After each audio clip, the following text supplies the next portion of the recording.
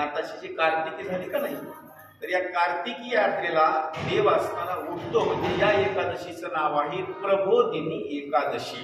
म्हणजे देवानं स्वतःहून सांगितलेलं आहे या दोन असणाऱ्या वाऱ्या मात्र आणि या व्रताच्या बाबतीमध्ये मात्र चुकवू नका. म्हणजे कोणत्या कोणत्या? आषाढी कार्तिकी विसरू नका मज, सांगत से बुध पांडुरंग.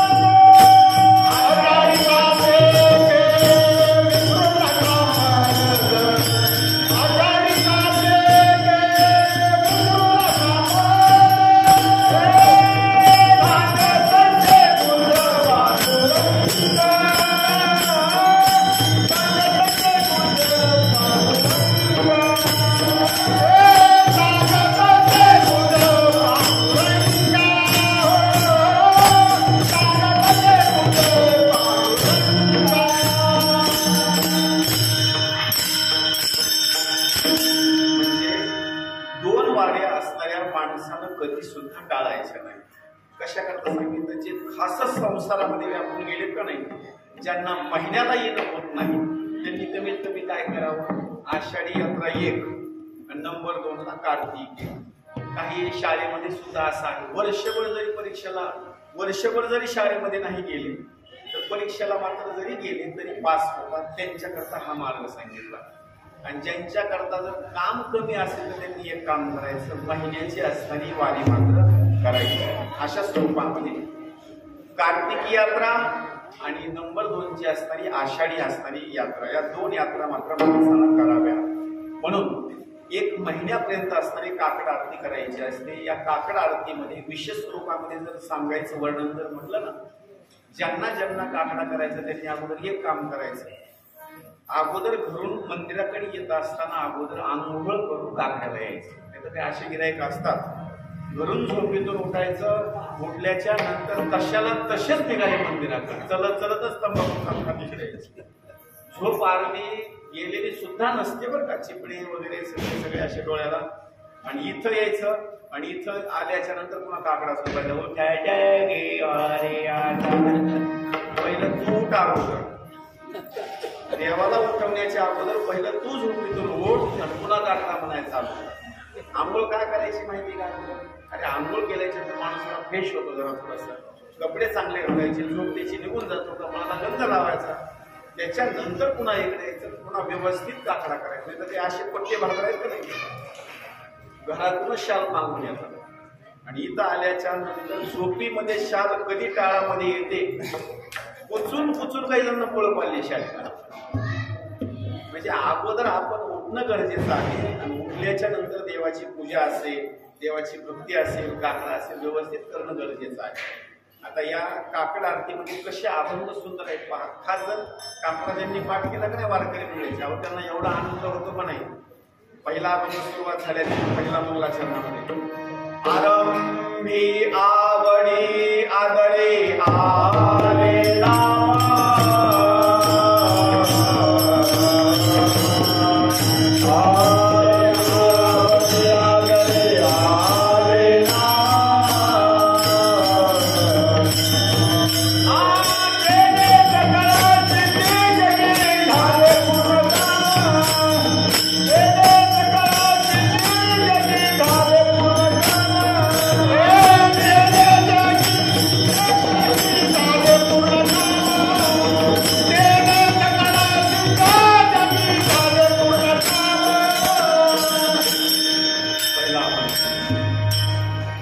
आरंभी आवडी आदरे आले नाम.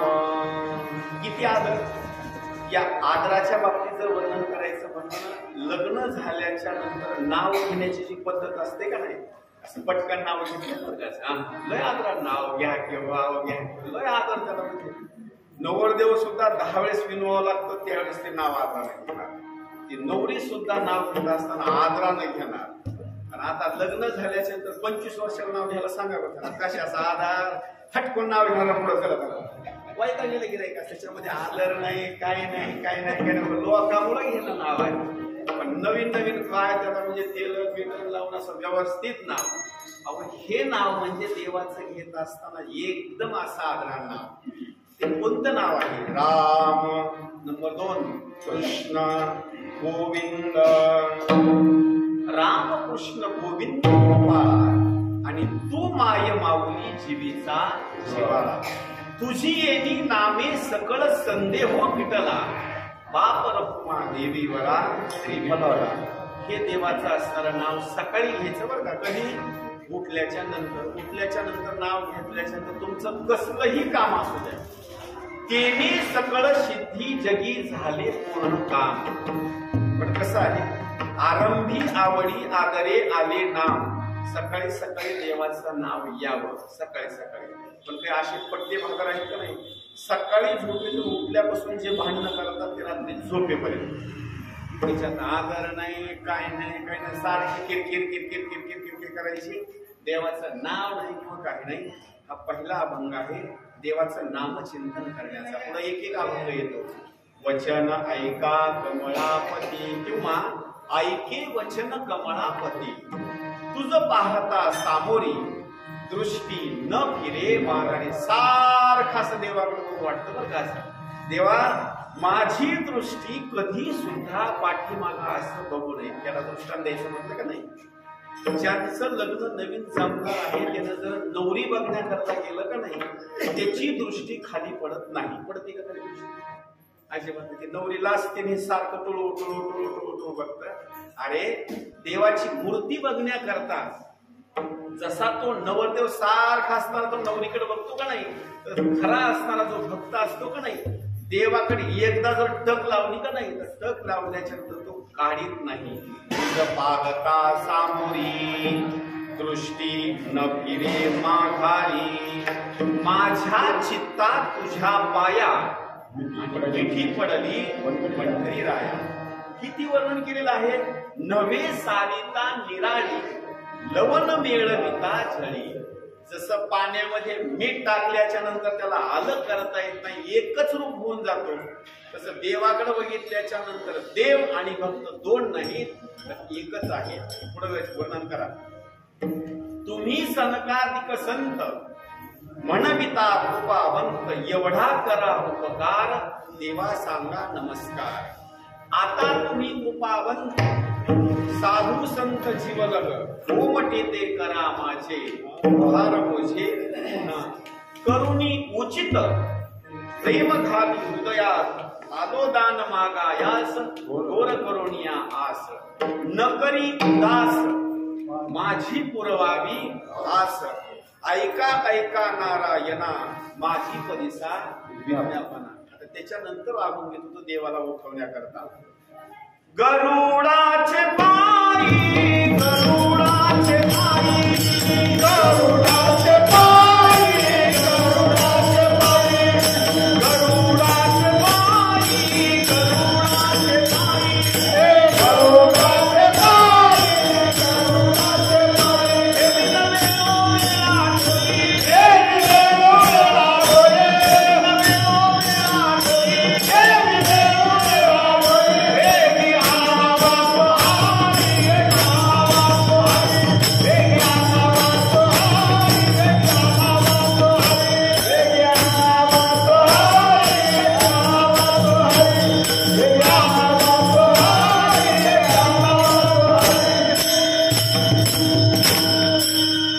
गरुडाचे पायी.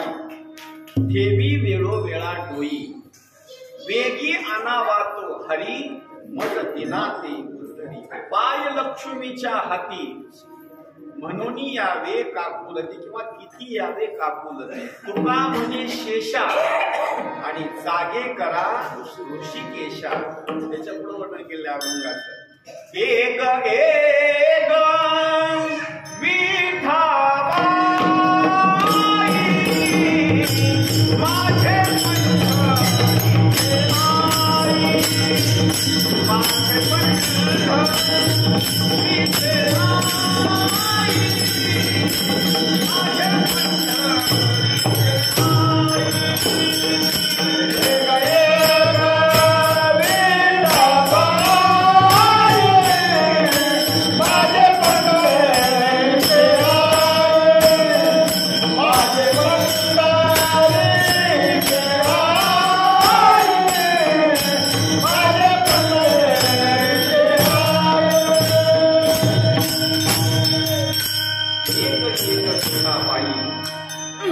माझे पंढरीचे आई भीमा आणि चंद्रभागा तुझ्या चरणीच्या गंगा इतक्या सहित त्वावा यावे माझे रंगणी नाचावे माझा रंग तुझे गुणी आणि म्हणे नामयाची धनी.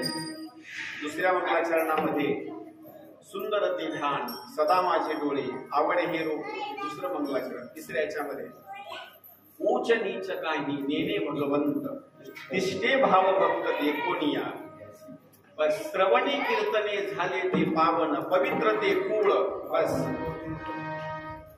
बहु उतारल भक्तीची या काजा पुण्यवंत व्हावे घेता सज्जनाची नावे. आणि हे मंगलाचरण झाल्याच्या नंतर काकड आरतीचं स्पेशल मंगलाचरण.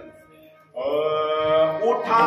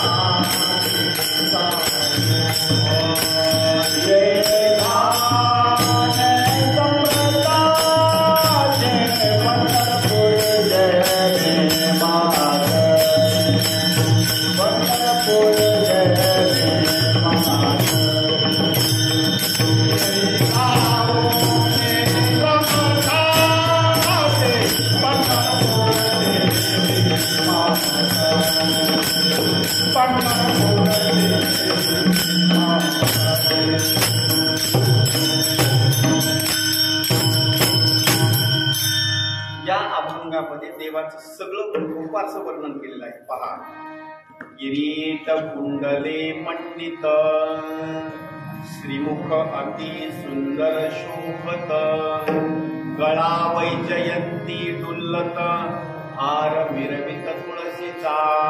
देवाची मूर्ती कशी आहे पहा. सुरेख मूर्ती सगुण सावळी कंठी कौस्तुभ एकावळी केशर उटी परिमळ आगळी भाडी विलतसे. देवाचं कमरेपासून खालचं वर्णन बघा आता. पीत पितांबर कसला कटी अक्षयी वीट चरण तळवटी सकळ सौंदर्य सुखाची पेटी हृदय संपुष्टी आठवाते. देवाला काय आवडत. अति प्रिय आवडे तुळशी बुक्का. देवाला सगळ्यात जास्त जर काय आवडत असेल तर देवाला तुळस आणि नंबर 2 ला बुक्का. आणि आपल्याला दीपावलीमध्ये महिला मंडळात सगळ्यात जास्त जर काय आवडत असेल दसऱ्याला दीपावलीला काय आवडत म्हणा ना. सोनं. बरोबर आहे का नाही. आणि आता सोन्याचे भाव कमी होणार आहेत बरं का. 45,000 रुपये तोळा होणार आहे. तेव्हा किलो किलो घेऊन खा बरं का. अहो, देवाला आवडण्याची भूमिका जर काय असेल तर देवाला आवडतं एक बुक्का आणि नंबर 2 तुळस. पण एवढं सांगतो, कपाळाला बुक्का लावा, गळ्यामध्ये तुळशीची माळ घाला, कितीही प्रवास करा, कधी सुद्धा चोरी होणार नाही. मार खायची गरज पडणार नाही. आणि नुसतं डुप्लिकेट अंगावर घालून फिरा तरी चोर महाग लागल्याशिवाय राहणार नाही बरं का. हा, देवाची आवड सांगितलेली आहे. अति प्रिय आवडे तुळशी बुक्का तैसीत प्रीती करी गोळ्या भाविका नामा म्हणे पद पंकज पादुका श्री मस्तकी. देवानं आणि तुकोबाराय आपल्याला या ठिकाणी उपदेश करतात. उठा जा